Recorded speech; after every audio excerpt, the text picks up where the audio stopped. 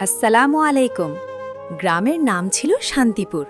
ছোট্ট গ্রাম হলেও মানুষগুলো ছিল খুব পরিশ্রমী আর ধর্মভীরু। সেই গ্রামের এক কিশোরের নাম রায়হান, বয়স ১৫ বছর। রায়হান খুব চঞ্চল স্বভাবের ছিল, কিন্তু তার মনটা ছিল ভালো। সে পড়াশোনায় মাঝারি মানের, খেলাধুলায় বেশ আগ্রহী আর বন্ধুদের সাথে আড্ডা দিতে ভালোবাসত। রমজান মাস আসতেই পুরো গ্রামে অন্যরকম এক পরিবেশ তৈরি হলো।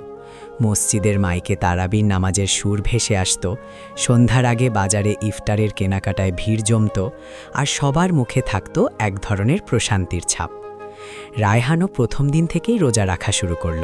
তার খুব গর্ব হচ্ছিল যে সে এবার পুরো মাস রোজা রাখবে।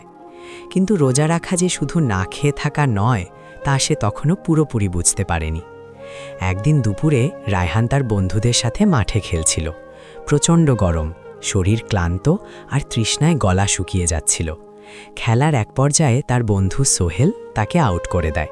এতে রায়হান রেগে গিয়ে সোহেলকে খারাপ কথা বলে ফেলে। দুজনের মধ্যে ঝগড়া লেগে যায়। অন্য বন্ধুরা এসে তাদের আলাদা করে। বাড়ি ফিরে রায়হানের মনটা খারাপ হয়ে গেল। সে বুঝতে পারছিল রোজা রেখে এভাবে রাগ করা ঠিক হয়নি, কিন্তু নিজের ভুল স্বীকার করার সাহস পাচ্ছিল না। সেদিন বিকেলে তার দাদা তাকে পাশে বসিয়ে বললেন, রায়হান, জানো তো, রোজা শুধু পেটের জন্য নয়, মন আর জিহ্বার জন্যও। রায়হান অবাক হয়ে তাকালো। মানে দাদা? দাদা মৃদু হেসে বললেন, রমজান মাস আমাদের ধৈর্য শেখায়, সংযম শেখায়। কেউ যদি তোমাকে কষ্ট দেয়, তবুও তুমি রাগ দমন করবে।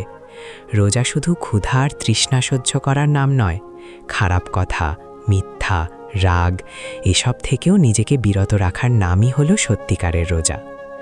দাদার কথা রায়হানের মনে গেঁথে গেল। সে ভাবতে লাগল, আজ সে সত্যিই ভুল করেছে। শুধু না খেয়ে থাকলেই তো রোজা পূর্ণ হয় না। যদি আচরণ ঠিক না থাকে, তাহলে রোজার আসল শিক্ষা কিভাবে পাওয়া যাবে? পরদিন সকালে রায়হান সিদ্ধান্ত নিল সে সোহেলের কাছে ক্ষমা চাইবে। স্কুলে গিয়ে সে সোহেলের সামনে দাঁড়িয়ে বলল, বন্ধু, কাল আমি তোমাকে খারাপ কথা বলেছি, আমাকে মাফ করে দিও। সোহেলও হেসে বলল, আমিও বেশি রেগে গিয়েছিলাম, চল আজ থেকে ঝগড়া নয়। দুজন আবার আগের মতো বন্ধু হয়ে গেল। রমজানের দিনগুলো ধীরে ধীরে এগোতে লাগল। একদিন ইফতারের সময় রায়হান দেখল তাদের পাশের বাড়ির বৃদ্ধা খালা খুব কষ্টে আছেন। তার ছেলেরা বাইরে কাজ করে, ঘরে তেমন কিছু নেই। রায়হান নিজের ইফতারের প্লেট থেকে কিছু খাবার আলাদা করে নিয়ে তার বাড়িতে দিয়ে এলো। বৃদ্ধা খালার চোখে পানি এসে গেল। সেই রাতে রায়হান মনে এক অদ্ভুত শান্তি অনুভব করল। সে বুঝতে পারল, রমজান শুধু নিজের জন্য ইবাদত করার মাস নয়, এটি অন্যের কষ্ট বোঝার মাস, ভাগাভাগি করার মাস। আরেকদিন স্কুলে এক সহপাঠী পরীক্ষায় নকল করার প্রস্তাব দিল। রায়হান আগে হয়তো রাজি হয়ে যেত, কিন্তু এবার সে দৃঢ়ভাবে বলল, না, রোজা রেখে আমি মিথ্যার আশ্রয় নেব না। সে নিজের পরিশ্রমের ওপর ভরসা করল। ফলাফল খুব ভালো না হলেও তার মনে কোনো অপরাধ বোধ ছিল না, বরং এক ধরনের আত্মতৃপ্তি ছিল। রমজানের শেষ দশকে গ্রামে ইতিকাফের আয়োজন হলো। রায়হান প্রতিদিন মসজিদে গিয়ে নামাজ পড়ত, কোরআন তেলাওয়াত করত, আর নিজের ভুলগুলোর জন্য আল্লাহর কাছে ক্ষমা চাইত। সে উপলব্ধি করল, মানুষ মাত্রই ভুল করে, কিন্তু সেই ভুল থেকে শিক্ষা নেওয়াই আসল বিষয়। ঈদের চাঁদ দেখা গেল এক সন্ধ্যায়। পুরো গ্রাম আনন্দে ভরে উঠল। নতুন কাপড়, সেমাই রান্না, সবার মুখে হাসি।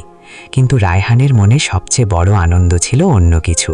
সে বুঝতে পেরেছে রমজান তাকে বদলে দিয়েছে। সে এখন রাগ কম করে, মিথ্যা এড়িয়ে চলে, আর অন্যের কষ্ট বোঝার চেষ্টা করে।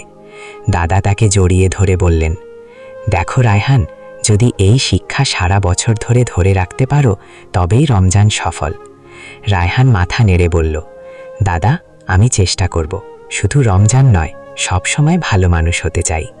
এইভাবেই রমজান মাস রায়হানকে শিখিয়েছিল ধৈর্য, সততা, সহানুভূতি আর আত্মসংযমের মূল্য। সে বুঝেছিল রোজা কেবল ক্ষুধা সহ্য করার নাম নয়, এটি হৃদয়কে পরিশুদ্ধ করার এক অনন্য সুযোগ।